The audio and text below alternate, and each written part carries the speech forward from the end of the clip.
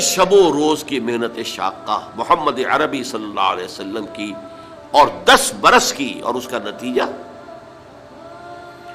زیادہ سے زیادہ 125 یا اور بہت زیادہ کریں گے تو 150 افراد آپ کے گرد جمع ہوئے۔ چنانچہ 10ویں سال کو آپ نے عام الحزن قرار دیا۔ یہ جو 10 سال ہو گئے آغاز وحی کے بعد، یوں سمجھیے 610 عیسوی میں وحی کا آغاز ہوا، تو لگ بھگ 620 عیسوی کو حضور نے عام الحزن، اس لیے کہ اسی سن میں حضرت خدیجہ کا انتقال ہو گیا رضی اللہ تعالی عنہ، گھر میں دل جوئی کرنے والی ایک وفادار، وفاشار، محبت کرنے والی اہلیہ زوجہ محترمہ تھی، اب وہ بھی نہ رہی۔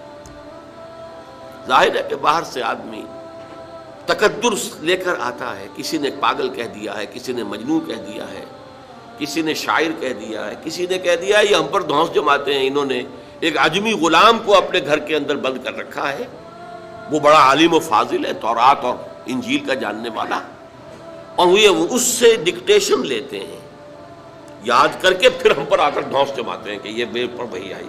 اور حضور یہ سنتے تھے سب کچھ، قرآن مجید میں نقشہ کھینچا گیا ہے، آپ کا قلب انتہائی حساس تھا، یہ باتیں سن کر آپ کو رنج اور افسوس ہوتا تھا۔ وَلَقَدْ نَعْلَمُ أَنَّكَ يَضِيقُ صَدْرُكَ بِمَا يَقُولُونَ، اے نبی ہمیں خوب معلوم ہے، اللہ تعالیٰ فرما رہے ہیں، دل جوئی کے لیے فرما رہے ہیں، ہمیں خوب معلوم ہے کہ جو کچھ یہ لوگ کہہ رہے ہیں اس سے آپ کا سینہ بھینچتا ہے، تکدر پیدا ہوتا ہے، رنج ہوتا ہے، غم ہوتا ہے، افسوس ہوتا ہے۔ یہی وہ لوگ تھے جو میری راہ میں اپنی آنکھیں بچھاتے تھے، یہی وہ لوگ ہیں جو الصادق الامین کا خطاب مجھے دیتے تھے، جو مجھ سے انتہائی محبت کرنے والے لوگ۔ آج کوئی مجنون کہہ رہا ہے، کوئی پاگل کہہ رہا ہے، کوئی شاعر کہہ رہا ہے، کوئی ساحر کہہ رہا ہے، کوئی مسحور کہہ رہا ہے، کوئی کذاب کہہ رہا ہے، نقل کفر کفر نہ باشد، ساحر کذاب الفاظ قرآن مجید میں آئے۔ یہ سب کچھ آپ سن کر گھر پر آتے تھے تو گھر پہ کوئی تسلی دینے والی تھی نہ ایک، لیکن اب وہ بھی نہ رہی۔ آپ کو معلوم ہے یہ واقعات بڑے اہم ہیں سیرت النبی کے۔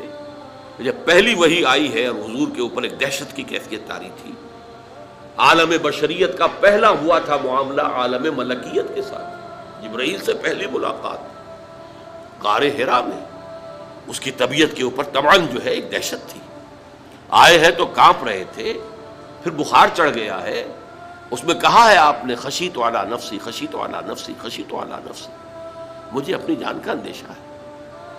یہ کیا صورتحال ہے، یہ کیا ذمہ داری ہے جو مجھ پر آ گئی ہے؟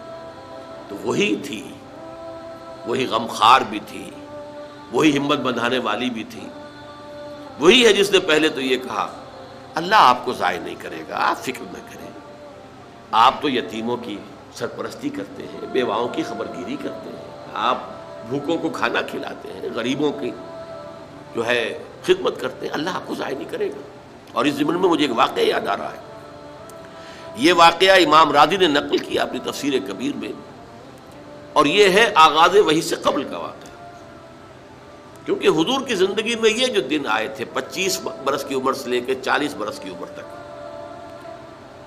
25 برس کی عمر تک کی آپ کی زندگی بڑی مشقت کی زندگی رہی، بڑی محنت کی زندگی رہی، افلاس کی زندگی رہی، تنگ دستی کی زندگی رہی۔ عین بچپن میں آپ بھیڑیں بکریاں چراتے رہے، علی قراغیت، چند ٹکوں کے عوض، یہ حضور کے اپنے الفاظ ہیں، میں چند ٹکوں کے معاوضے میں اب بھیڑیں بکریاں چراتا تھا۔ پھر آپ ذرا بڑے ہوئے، اس لیے کہ ابو طالب جو ہے وہ بہت ہی مفلس انسان تھے، سرپرستی تو وہ کر رہے تھے، لیکن واقعہ یہ ہے کہ پرورش کی ہے محمد رسول اللہ نے خاندان ابو طالب کی، اپنی مزدوری سے، اپنی محنت سے، اپنی مشقت سے۔ پھر آپ نے تجارت کرنی شروع کی ملازمت کی شکل میں، تو یہ سخت دن تھے۔ وَوَجَدَكَ عَائِلًا فَأَغْنَىٰ، پایا اللہ نے آپ کو کہ آپ تنگ دست ہیں، تو اللہ نے غنی کر دیا۔ غنی کس طور سے کیا؟ حضرت خدیجہ سے شادی ہوئی 25 برس کی عمر میں، جو عرب کی متمول ترین خاتون، ان کی اپنی فرمائش پر یہ شادی ہوئی، انتہائی محبت کرنے والی۔ تو واقعہ میں آپ کو سنا رہا تھا کہ اس زمانے میں یہ 25 برس سے لے کر اور 40 برس کی عمر شریف کے مابین کبھی یہ واقعہ پیش آیا ہے کہ حضور ایک دفعہ کہیں نکل گئے مکے سے باہر. مختلف وادیاں ہیں، پہاڑ ہیں، پہاڑوں کے مابین وادیاں. ایک وادی میں آپ نے دیکھا کوئی قبیلہ آ کر پڑاؤ ڈالے ہوئے ہے، انتہائی مفلوق الحال، بھوک کی وجہ سے جسم سوکھ کر کانٹے ہوئے ہیں، تن پر کپڑے نہیں ہیں. حالت دیکھ کر آپ آئے، انتہائی ملول اور غمگین ہو کر گھر میں آ کر چادر لے کر لیٹ گئے. اب پوچھا حضرت خدیجہ نے کیا ماجرا ہے، کیا معاملہ ہے؟ آپ نے فرمایا میں گیا تھا باہر فلاں وادی میں، میں نے یہ دیکھا فلاں گھاٹی میں قبیلہ ہے، پڑاؤ ڈالے ہوئے ہیں اور یہ حال ہے. حضرت خدیجہ اور فرمانے لگے کہ میرے پاس دولت نہیں ہے کہ میں ان کے لیے مدد کر سکوں. سرمایہ تو حضرت خدیجہ کا تھا نا، آپ کی اپنی ذاتی دولت تو نہیں تھی. اس پر حضرت خدیجہ نے فرمایا اچھا آپ جائیے اور بڑے بڑے قریش کے چند سرداروں کے نام لیے کہ ان کو بلا لائیے. حضور گئے، وہ سب آ گئے.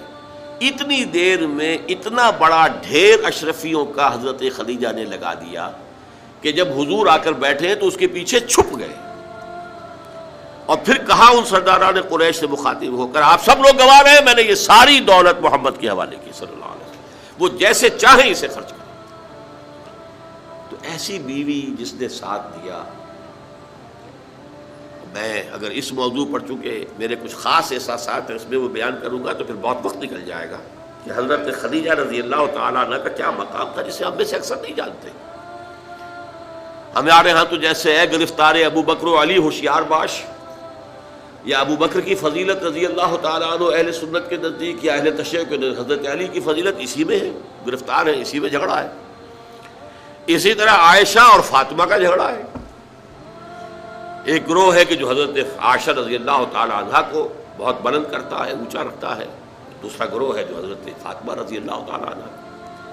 لیکن یہ کہ حضرت خدیجہ الکبریٰ کا ذکر نہیں ملتا، بہت کم ملتا. بلکہ میں نے جب ابھی شاید 2-3 سال ہوئے ہیں جب میں گیا تھا ایران، اور وہاں کے اچھے مشاہدات میں سے تہران کے ایک یہ بھی تھا کہ انہوں نے خالص خواتین کی یونیورسٹی قائم کی. اس کا نام رکھا الجامعۃ الزہراء. حضرت فاطمہ رضی اللہ تعالی عنہا کے نام پر انہوں نے یونیورسٹی قائم کی. تو جب ایک ملاقات میں ان کا وہ ٹاپ کا سٹاف وغیرہ جمع تھا یونیورسٹی کا، میں نے کہا کاش آپ نے اس کا نام جامعۃ الخدیجۃ الکبریٰ رکھا ہوتا تو چونکے. میں نے کہا دیکھیے یہ سنیوں اور شیعوں کے مابین مدرسۃ العائشہ للبنات، یعنی جو بھی کوئی رکھے گا یہاں پہ مدرسہ بنائے گا سنیوں میں سے، خاص طور پر اہل حدیث جنہیں عرف عام میں وہابی کہتے ہیں، وہ حضرت عائشہ کے نام پر مدرسہ بنائیں گے. بچیوں کے لیے مدرسہ حضرت عائشہ کے نام پر. شیعہ ہوں گے تو حضرت فاطمہ زہرا کے نام پر. لیکن حضرت فاطمہ کی والدہ حضرت خدیجہ جو صدیقۃ الکبریٰ ہیں، ان کے نام کے ساتھ کبریٰ اس لیے جمع ہوا ہے. صدیق اکبر، الصدیق الاکبر ہیں حضرت ابو بکر رضی اللہ تعالیٰ عنہ. الصدیقۃ الکبریٰ جیسے حضرت مریم کے بارے میں آتا ہے قرآن میں کان امہ صدیقہ، تو اس امت کی الصدیقۃ الکبریٰ حضرت خدیجہ رضی اللہ تعالیٰ عنہا. چنانچہ ایک واقعہ میں آپ کو اور سنا دوں. ایک مرتبہ حضور صلی اللہ علیہ وسلم اسی طرح جو بھی نیا تجربہ تھا عالم ملکیت اور عالم بشریت کے درمیان اتصال کا، اور جس کی وجہ سے ایک خوف کی سی کیفیت، ایک تشویش کا سا انداز. تو حضرت خدیجہ نے ایک مرتبہ یہ کہا کہ اچھا اب جب وہ آئے وہ فرشتہ ہے یا کیا ہے، وہ بدروح ہے یا کوئی واقعتاً فرشتہ ہے، جب بھی وہ آپ کو نظر آئے تو مجھے بتائیے گا. حضرت جبرائیل آئے، حضور نے فرمایا وہ آ گیا. اب ذرا نوٹ کیجئے، حضرت خدیجہ نے اپنے بال کھول دیے، اپنی آغوش میں حضور کو لے لیا اور پوچھا کہ کیا اب بھی نظر آ رہا ہے؟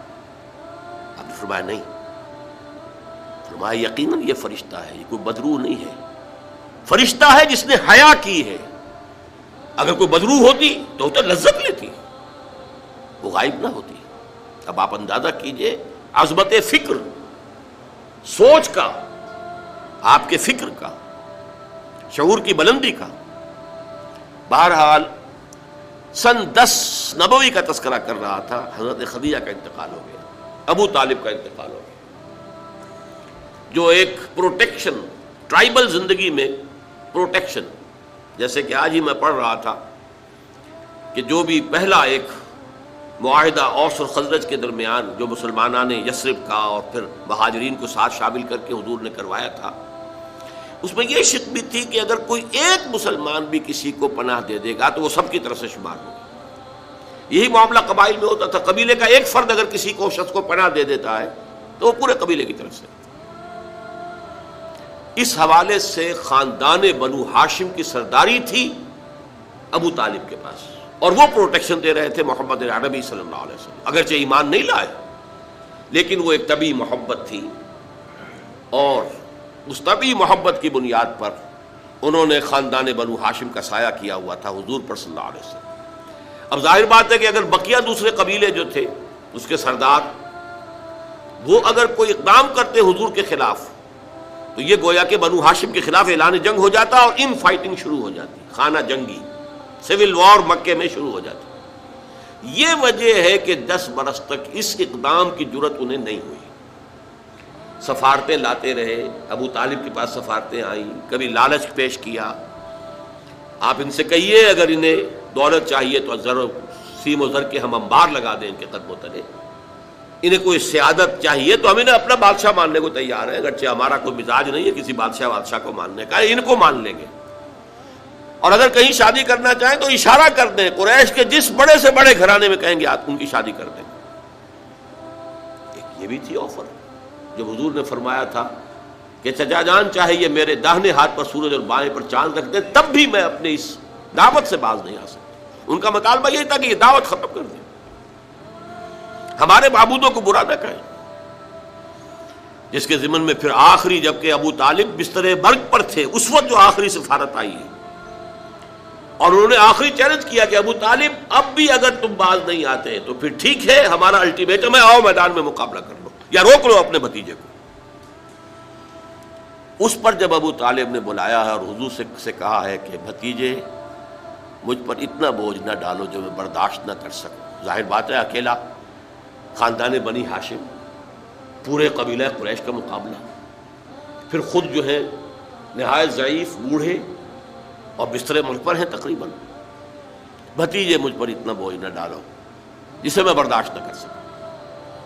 اس پر حضور کی آنکھوں میں آنسو آئے کہ ایک ہی مرئی سہارا دنیا میں ویزیبل اسباب عالم کے اعتبار سے ایک پروٹیکشن، ایک سہارا، ایک مدد کی شکل تھی، آج وہ بھی جا رہی ہے، ختم ہو گئی۔ کہا آپ نے یہ کہ چچا جان اب تو یا تو یہ بات پوری ہو کر رہے گی اور یا میں اپنے آپ کو اسی میں ہلاک کر دوں گا، میرے لیے کوئی ریٹریٹ کا کوئی امکان نہیں ہے، کوئی واپسی کا کوئی امکان نہیں ہے، پسپائی کا کوئی امکان نہیں۔ بہرحال میں نے یہ سارا پس منظر بتایا ہے عام الحزن، اور یہ ابو طالب کا بھی انتقال ہو گیا، وہ پروٹیکشن ختم ہو گئی، بلکہ اب بنو ہاشم کا سردار ابو لہب ہے جو خود دشمن ہے انتہائی، یوں سمجھیے کہ زہریلا دشمن۔